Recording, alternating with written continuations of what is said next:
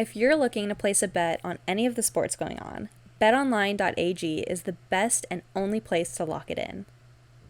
From game spreads and totals to team, player, and coaching props, BetOnline gives you more options to wager than any place online. And there's always the online casinos as well. It never closes. So head to betonline.ag today and take advantage of all the great sign-up bonuses. Again, that's betonline.ag and sign up today. BetOnline, your online sportsbook experts.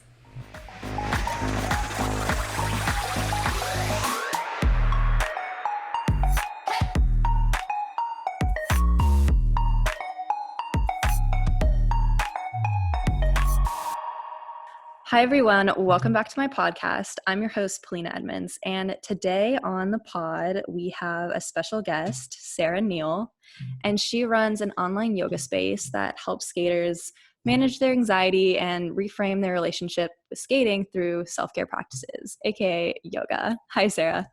Hi, Polina. Thanks for having me. Yeah, of course. So for me as a skater, it has been quite the journey to find different types and forms of exercise that best work for me and are a form of therapy for me when it comes to self-care. And for a while, it was hiking and cycling, especially during my injury. It was really tough for me to figure out what kinds of exercise worked best during my injury because I couldn't do the normal running and high impact exercises I was used to. So hiking and cycling really helped me. And as I've gone through that phase, I'm now currently in more of a phase with a lot of core work, a lot of small weight training. And before the pandemic was shutting down all of the studios, I actually did go to a few hot yoga classes with my friend, and I really, really enjoyed it.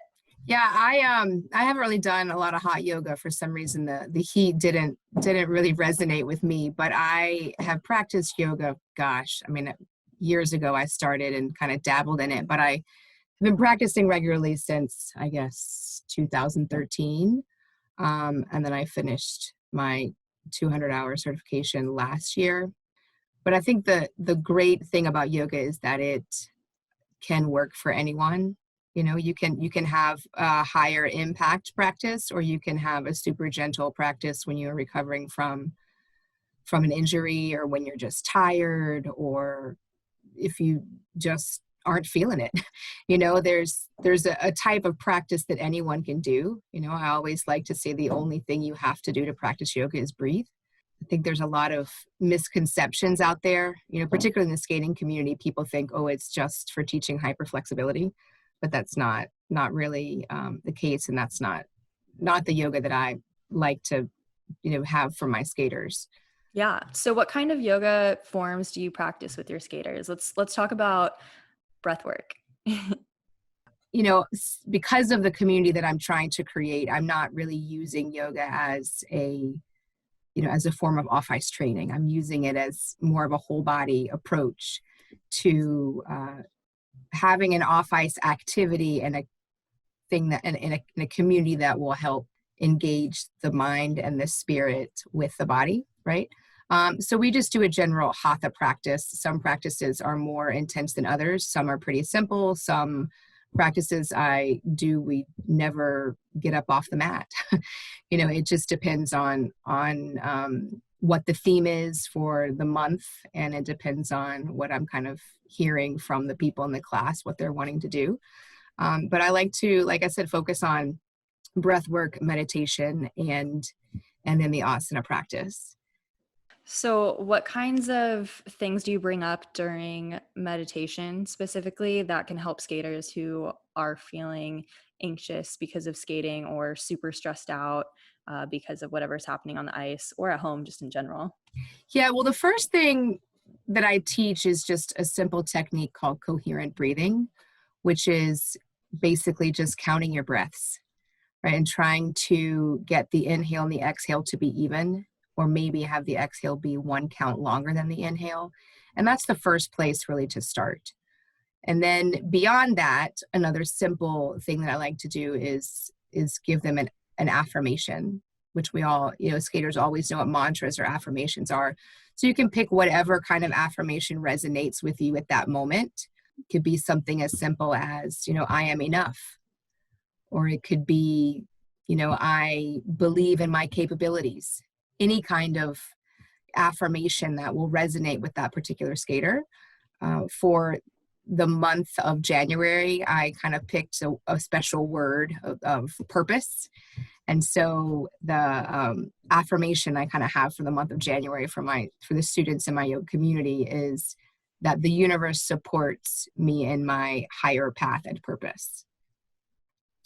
So it's really just any kind of affirmation that will resonate with the practitioner.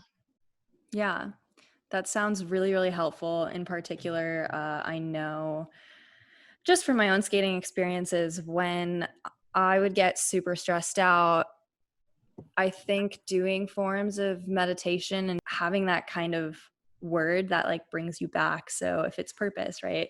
That's something that can be universally applied like at any point during your day too. It doesn't need to just be during yoga. But I think like the feelings that you get while you're doing yoga, like that's what carries with you later in the day. If you're just, doing something and you're like, oh, purpose floods you, so. Absolutely. And then, the thing about yoga that's so powerful is that, you have centuries of practice essentially. And the practice is, it's almost 2,000 years old, really. So you have all this wisdom within this system, and it's designed to access the nervous system. And that's why for most people, yoga is more powerful than just say any other kind of exercise. Like I can go for a run, I can go for a bike ride, and that's amazing for the body and for the spirit and the endorphins that it releases. And it also helps release the stress hormones.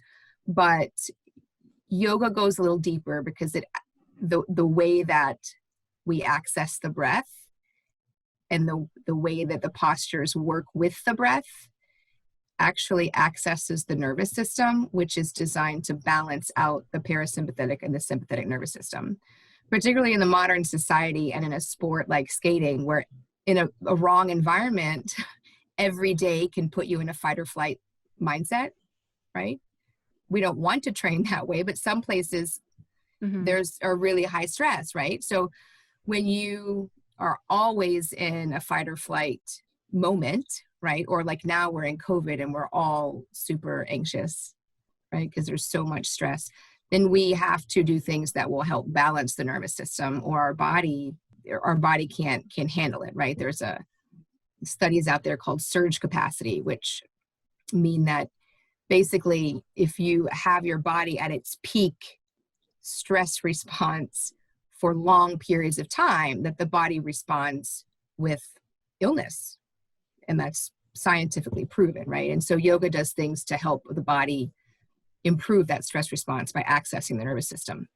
So what about like focus and distractions? How can yoga help skaters if they're struggling with their concentration? One of the main things about yoga, right, when we step on the mat and we start thinking about connecting with our breath, and we simplify what we're doing to just thinking about the breath, then that is something you can always return to, right? So when we simplify it that much, there's nothing more simple than saying, I'm going to breathe. It's hard, right? When we actually get down to it, it can be hard to slow down our breath and to count our breaths. But if we can train ourselves to do that, then when we're in a stressful situation, you just need to access that moment or that affirmation that we talked about a second ago, right? You access that breath or you access the affirmation, and then you can reframe whatever is going on in your mind. There's, when I did this research project, I looked into a lot of different professional athletes that are practicing yoga. I mean, there are NFL teams that have required yoga practice. There's NHL players that practice, tennis players, golfers. LeBron James has raved about yoga. There's a famous quote by him that says that his game changed when he started practicing yoga because it is mental as much as it is physical. So I think that it can do wonders for the concentration just because it helps you shut everything out. Definitely. And I think that's kind of one of the biggest parts of skating that is the most difficult is the mental concentration, because there's honestly so many skaters that can learn physically all of the jumps, all of the elements that are supposed to make them competitive, but there's such a few handful of skaters that can actually go into a competition and hit everything and be able to concentrate and put, Right. their energy into that one line of focus. And so yeah, it's really cool what yoga can help you do if you find yourself struggling with that. Yeah, and I think it can help skaters at any level. I mean, I don't have elite athletes in my program. I have skaters that are working on their gold dance test, or skaters that are adult skaters. I mean, I have a mix of levels, and I think that that's part of the beauty of it, is that it can bring those people together in community, but it can also apply to any level. I mean, we all need concentration, no matter whether you're doing your basic 4 program or you're taking your 14 step as a 55-year-old. It's the strategies apply in any area of skating and in any area of life, really.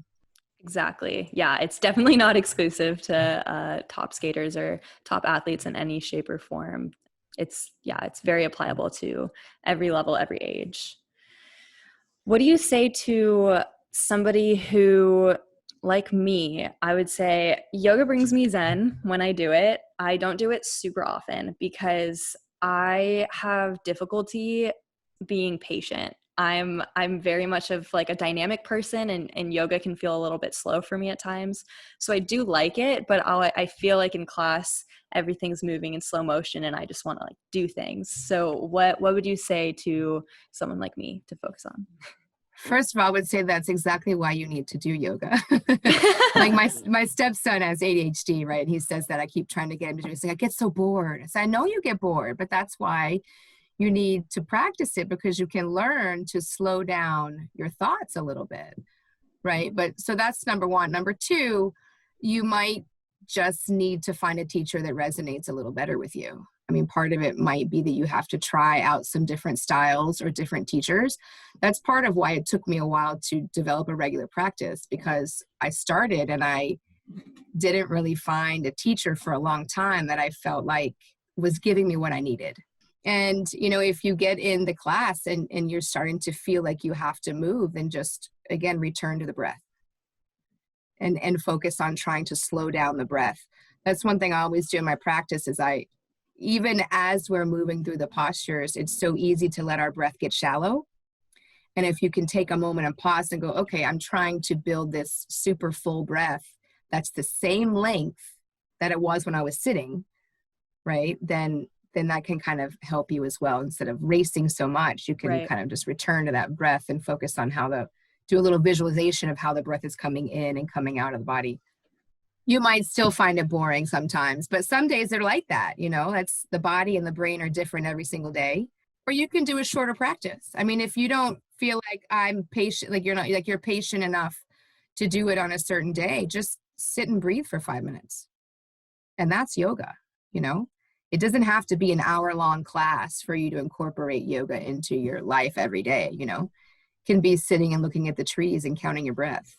Yeah, no, it makes total sense. Also, you don't have to do it every single day. So it would make sense that you would kind of pick and choose. So we've kind of talked about how yoga can help skaters during their actual careers in skating. But how can it help benefit them post-competitive career? Because I know a lot of skaters struggle with the transition. I myself went through both the transition of being off the ice for injury that was really difficult, but also once I decided to, step away from competitive skating, it mentally was really difficult for me to accept that the strict regimen of my life was going to be over. And even though it was super exciting, at the same time, it felt super strange. And so particularly like practicing yoga, going to yoga sessions with my friends, to studios, I had a weirdly deeper sense of appreciation for yoga than I did when I was skating, if that makes sense. Absolutely. Yoga is a powerful tool at any time of life. I think that in a perfect world, we would be practicing yoga regularly before difficult times arise. But that's not how it usually happens. Usually we wait and we start doing yoga when times get really difficult. All you have to do is show up on the mat and breathe, right? And slowly, with some consistency, like if you just keep showing up, just keep doing the work, then you become aware of your body, you become aware of your thoughts. Yoga has a crazy way of helping your thoughts become more clear, things that you weren't able to sort through before, where you might say, I don't know where to begin. For me, it really helped bring some clarity to some of the things that were swimming around in my head that I couldn't figure out, right? And it can help you shut out everything that's external, that's outside of your head. So you're in the moment, just breathing, and it just brings some incredible clarity.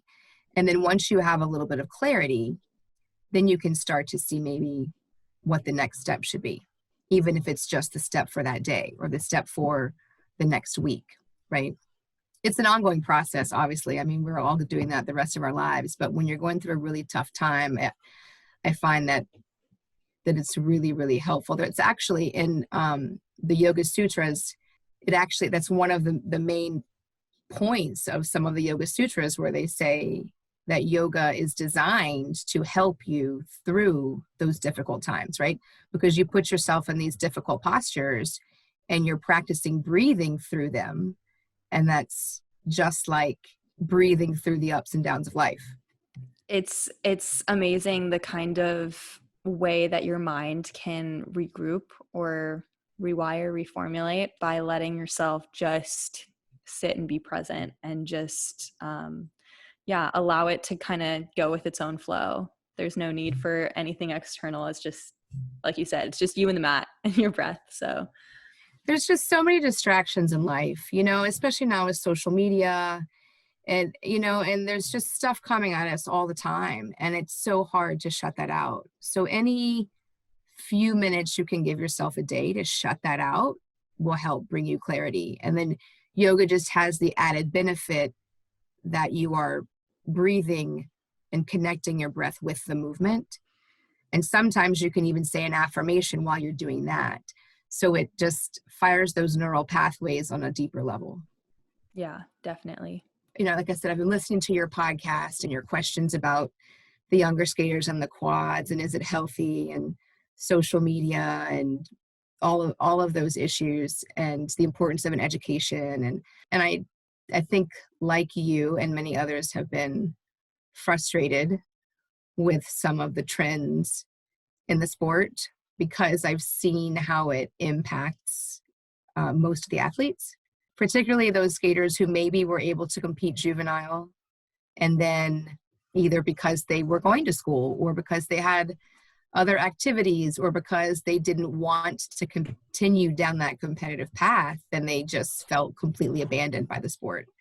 That's a little bit why I started this journey of this platform, to try to connect people across the country.